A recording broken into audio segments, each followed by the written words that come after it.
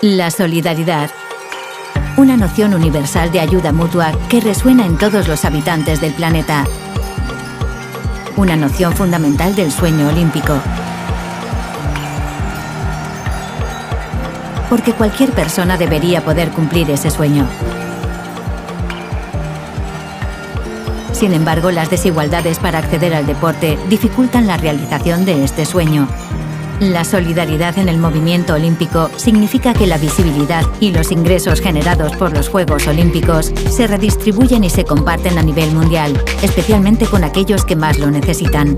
Para asegurarse que la redistribución se realice de la mejor manera posible, fue creada Solidaridad Olímpica. Solidaridad Olímpica es un programa del COI cuyo cometido es redistribuir parte de los recursos generados por los Juegos Olímpicos a los comités olímpicos nacionales para el desarrollo de los atletas de todo el mundo, para que Sandro, un joven corredor prometedor que no tenía las condiciones adecuadas para entrenarse en su país, tenga acceso a becas y a un centro de entrenamiento que le permita concentrarse en los próximos campeonatos nacionales y viajar para participar en las pruebas de clasificación olímpica.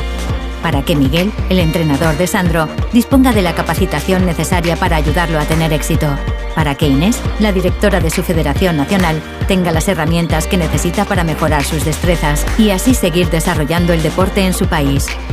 Hoy, 206 comités olímpicos nacionales se benefician de los programas de solidaridad olímpica, que se financian con estos fondos. Con su labor, Solidaridad Olímpica no solo prepara a las futuras estrellas de los Juegos Olímpicos, sino que también mantiene vivo el espíritu del deporte en todo el mundo gracias a la promoción de los valores olímpicos, ayudando al deporte en su rol fundamental como herramienta de inclusión social, un puente entre culturas, religiones y naciones.